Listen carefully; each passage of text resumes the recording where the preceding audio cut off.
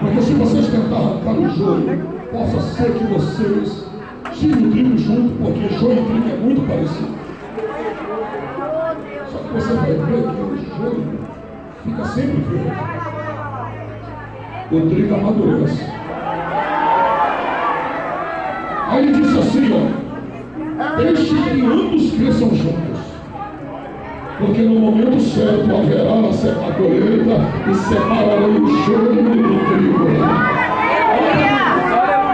Deixa que ambos cresçam. Então olha para cá. Trigo cresce, joio também. Trigo tem, joio também.